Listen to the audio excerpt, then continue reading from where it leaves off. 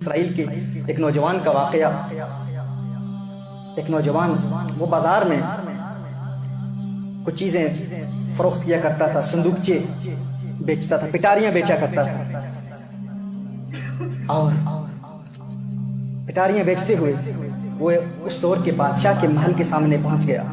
بادشاہ کی شہزادی کی کنیز باہر آتی ہے، دیکھتی ہے کہ انتہائی حسین و جمیل نوجوان، انتہائی خوبصورت نوجوان بازار میں پٹاریاں بیچ رہا ہے. وہ فوراً جا کے محل میں جا کر شہزادی کو بتاتی ہے اتنا حسین نوجوان ہے، اس سے زیادہ حسین نوجوان میں نے کہیں نہیں دیکھا. شہزادی کہتی ہے فوراً کسی بہانے سے اسے محل کے اندر لے آؤ. وہ اسے کہتی ہے ہم تجھ سے جو چیزیں تو فروخت کر رہا ہے خریدنا چاہتے ہیں، تو محل کے اندر آ جا.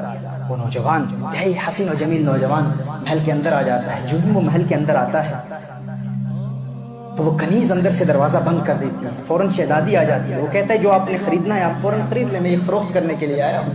شہزادی کہتی ہے کہ ہم گناہ کی نیت سے تجھے اندر لائے ہیں. وہ حیران ہو جاتا ہے. وہ کہتا ہے اللہ سے ڈرو، باز آ جاؤ، تم کیا کہہ رہے ہو؟ رب دیکھ رہا ہے، اللہ دیکھ رہا ہے. وہ شہزادی کہتی ہے کہ اگر تو نے ہماری بات نہ مانی تو ہم بادشاہ کو بتائیں گے کہ تو زبردستی اندر آ گیا ہے، تو جبرن اندر آ گیا ہے. اس نے بڑی نصیحت کی، بہت سمجھانے کی کوشش کی. اس نے کہا کہ اس سے اللہ کا غضب نازل ہوگا، اللہ ناراض ہوگا، باز آ جاؤ، تم کیا کہہ رہی ہو؟ انہوں نے اس کی بات نہ مانی. اس نے کہا اچھا اگر تم میری بات نہیں مانتی تو مجھے وضو کا موقع دو، وضو مجھے کرنا ہے، میں نے وضو کرنا ہے. شہزادی نے کہا یہ بہانے بنا رہا ہے تاکہ کسی طریقے سے یہاں سے فرار ہو جائے. ایسا کرو کہ اس محل کی چھت پر اسے وضو کے لیے جگہ دے دو تاکہ چھت سے یہ کہیں فرار نہ ہو پائے. اسے چھت پر لے جایا جاتا ہے. وہ چھت پر جاتا ہے. جب وہ چھت پر پہنچتا ہے تو دیکھتا ہے کہ یہ محل کی چھت 40 گز لمبی ہے. اوپر جا کے کہتا ہے اللہ ہے میرے اللہ، میں نے ساری زندگی گناہوں سے اجتناب کیا، گناہوں سے بچتا رہا.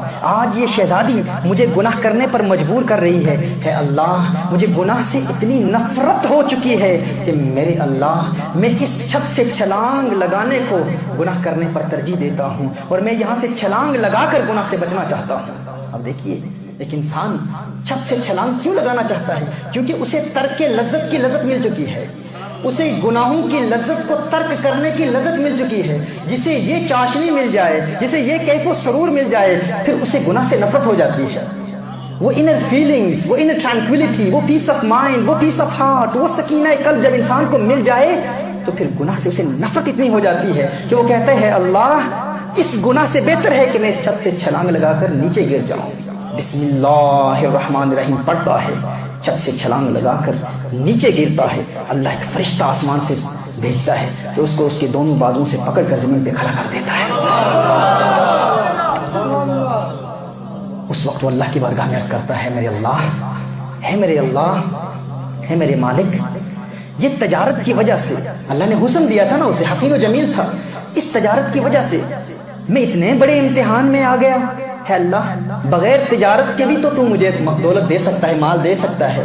ہے اللہ کیا ایسا ممکن نہیں کہ بغیر تجارت کے ہی تو میرا کام کر دے؟ اسی وقت آسمان سے غیب سے ایک سونے کی تھیلی آتی ہے، سونے کی تھیلی. وہ دیکھتا ہے اس کو، وہ عرض کرتا ہے اللہ، ہے میرے اللہ، کیا یہ میری دنیا کی روزی ہے؟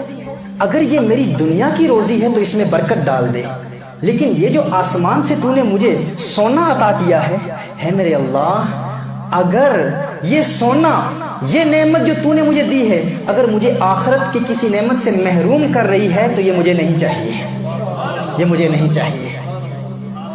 اسی وقت غیب سے آواز آتی ہے کہ وہ جب تو چھت پر تھا نا تو گناہ کا موقع مل رہا تھا تو نے صبر کیا، یہ اس صبر کا انعام ہے جو تجھے دنیا میں ہی مل گیا. اس نے کہا ہے میرے اللہ نہیں نہیں نہیں، اگر یہ صبر کا انعام دنیا میں ملا ہے جو آخرت کے انعام سے محروم کرے گا تو یہ تھیلی واپس لے لے، یہ سونا واپس لے لے. اسی وقت وہ سونا پھیر لیا گیا. اس نے کہا مجھے آخرت کا انعام چاہیے، آخرت کا انعام چاہیے.